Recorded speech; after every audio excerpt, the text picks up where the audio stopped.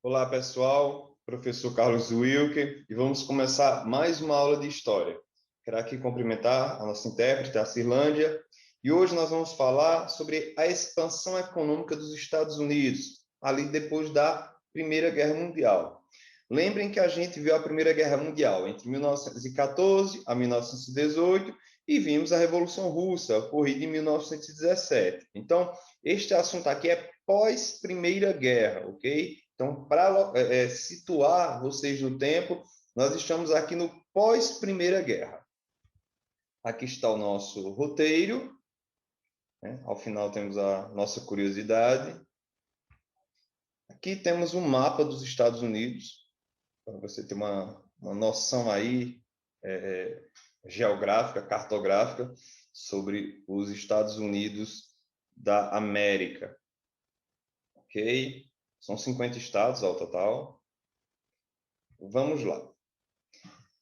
Terminou a Primeira Guerra Mundial, né? E aí, como é que ficou as coisas para os Estados Unidos? Durante a guerra, os Estados Unidos forneceram armas, suprimentos e munições a vários países da Europa.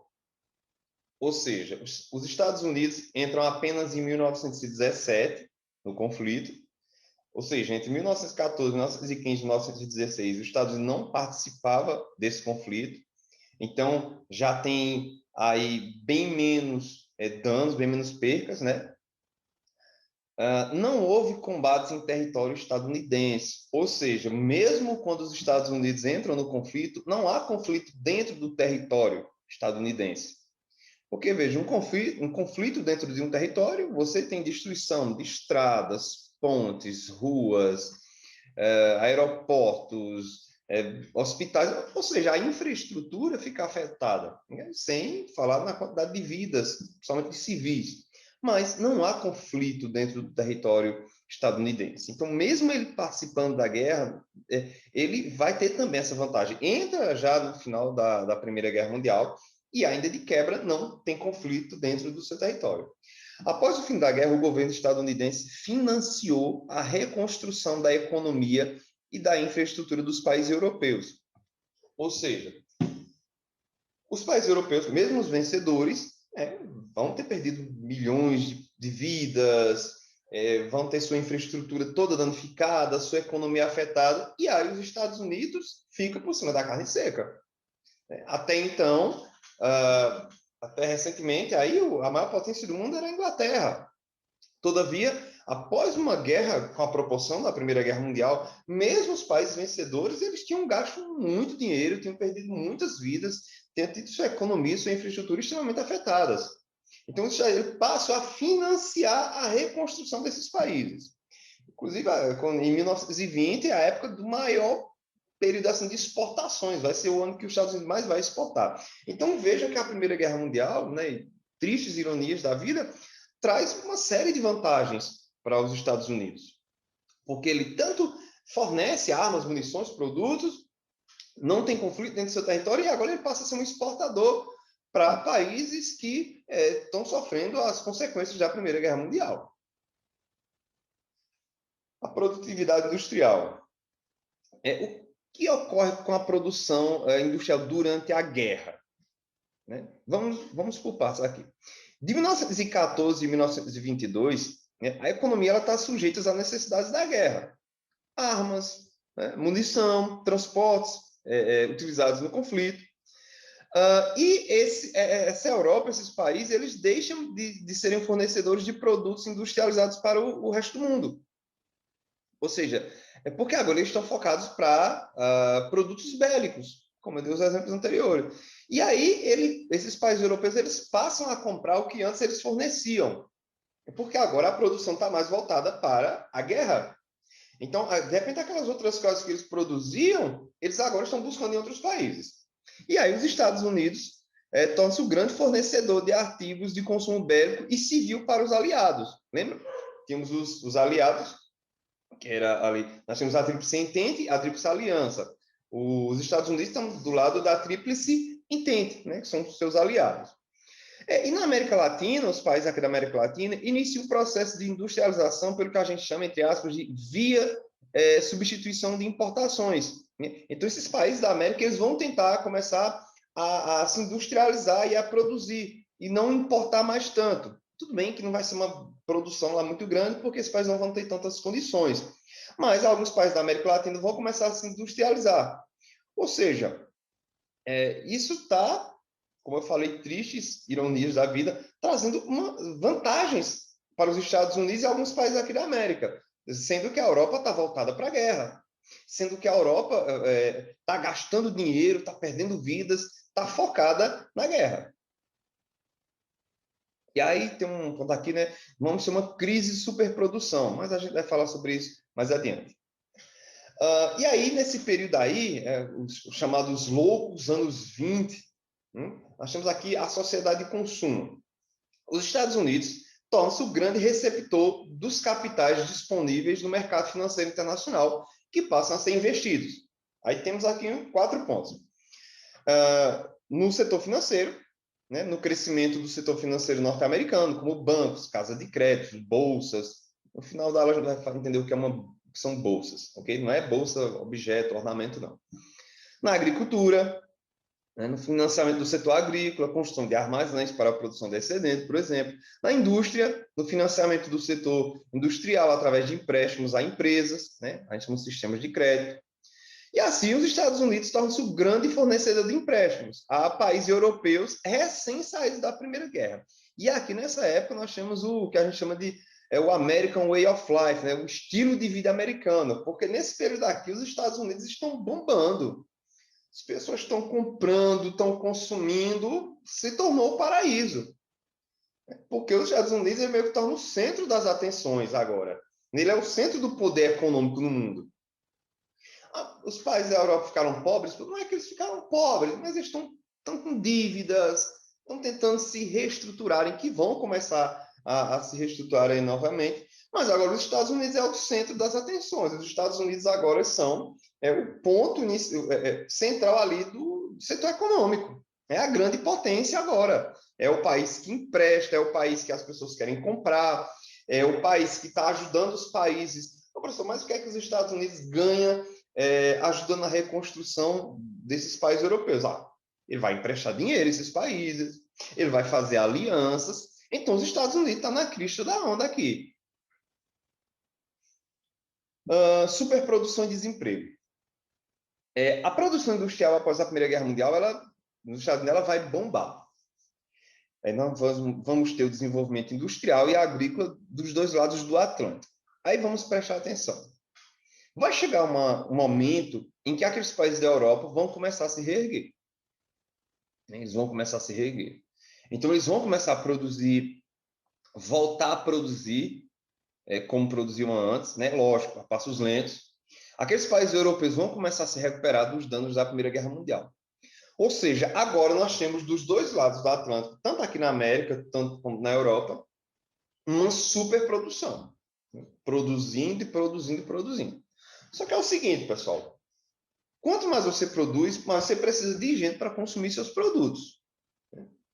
Daqui a pouco eu vou explicar esse detalhe, para vocês entenderem o seguinte, que uma superprodução, ela pode ser, aliás, quase sempre desastrosa.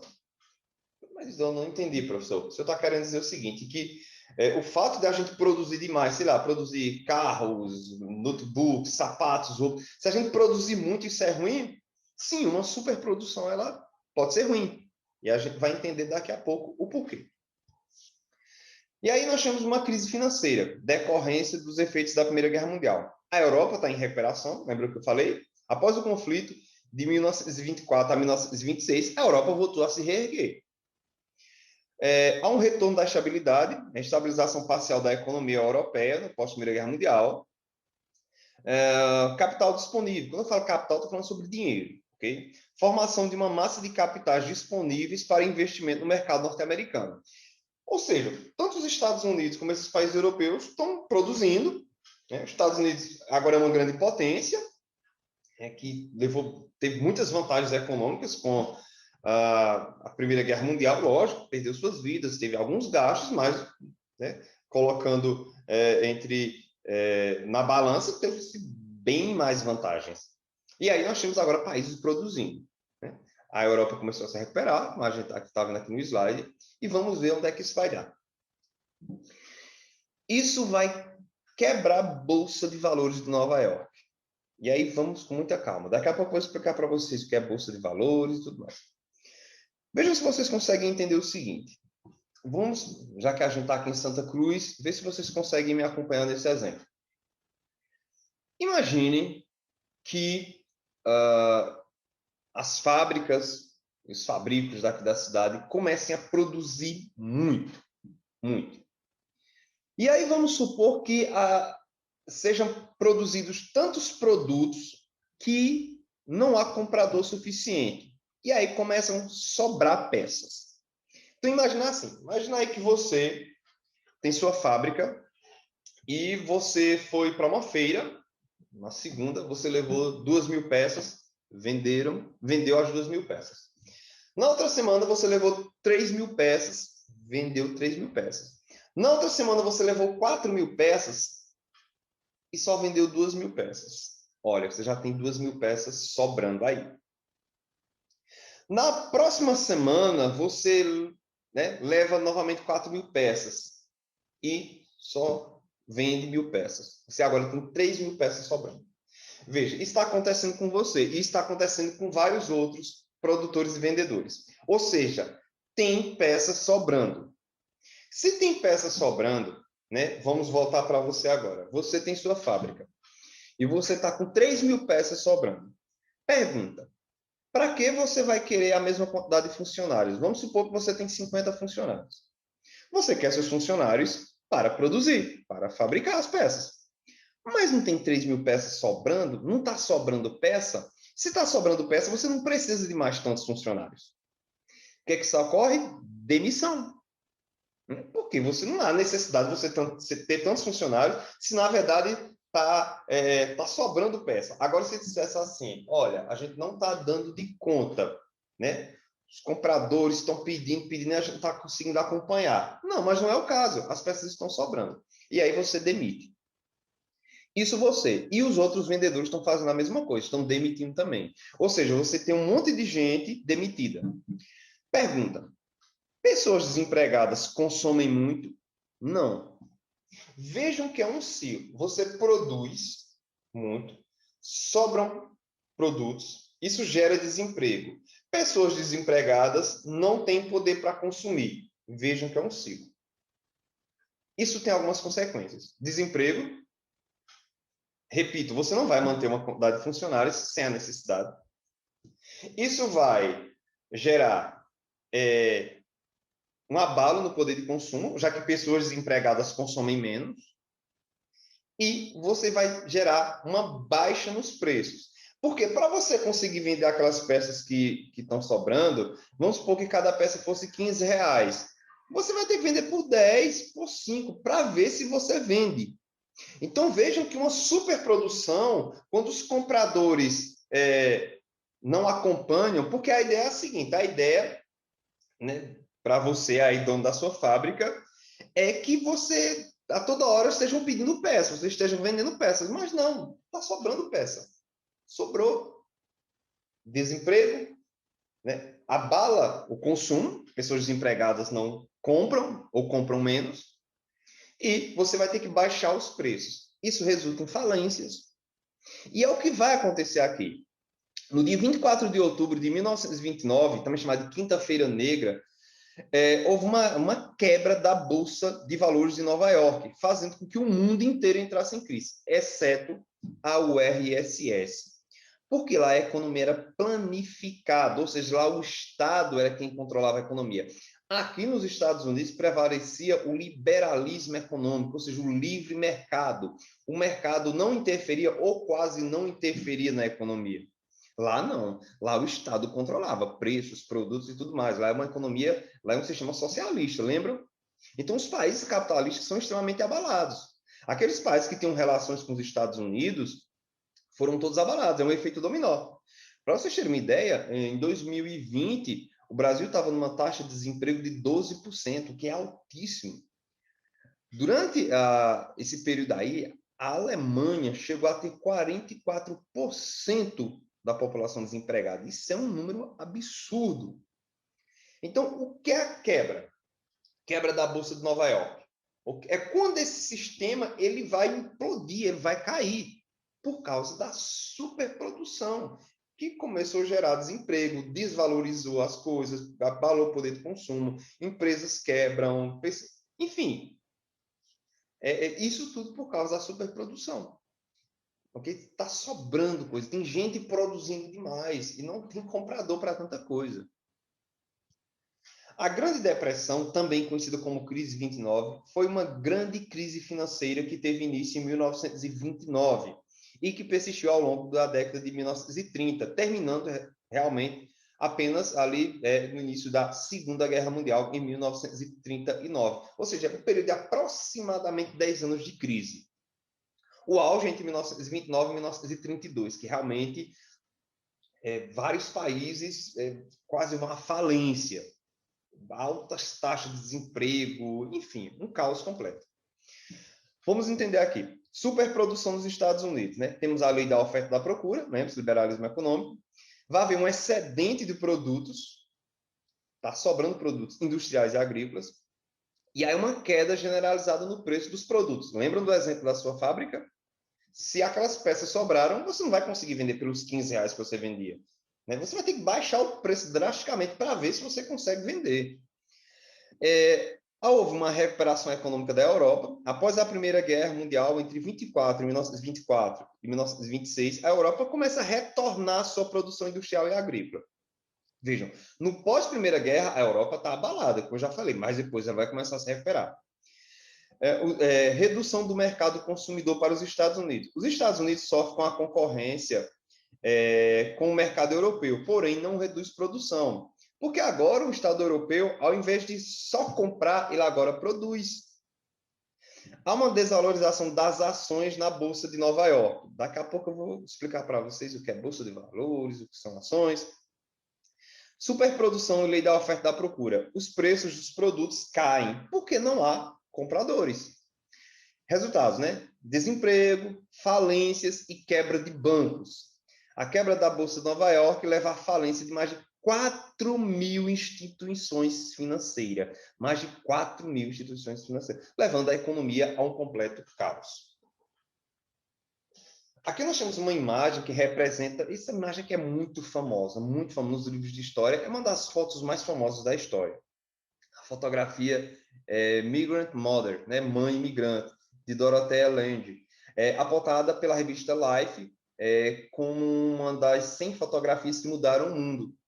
Uma das fotos estadunidenses mais famosas da década de 1930 mostra Florence Owens Thompson, mãe de 7 crianças de 32 anos de idade, em Nipono, Califórnia, em março de 1936. Ela está em busca de emprego ou de ajuda social para sustentar sua família.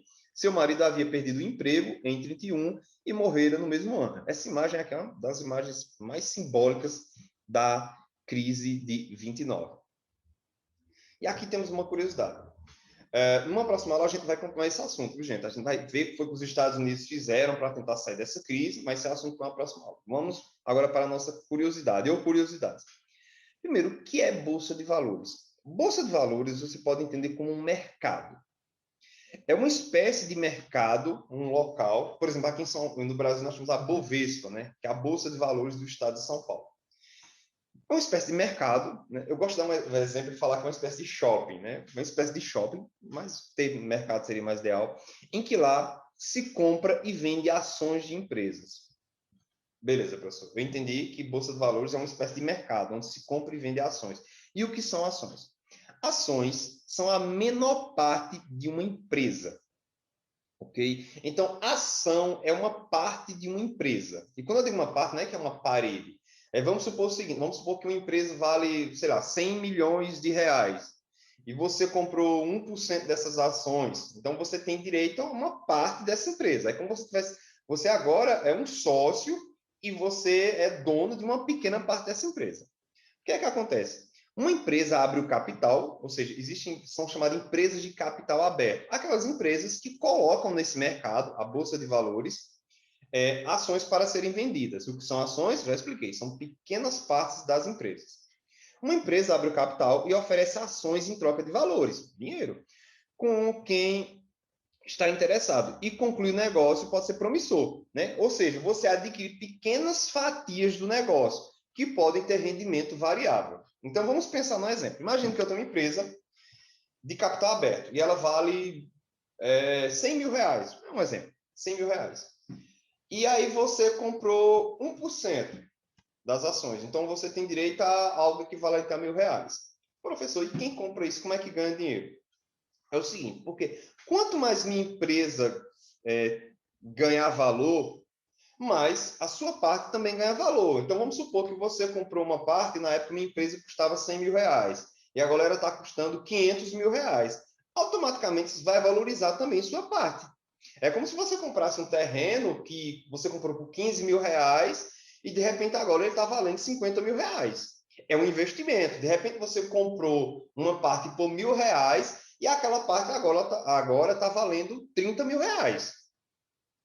E os lucros dessa empresa também vão para você.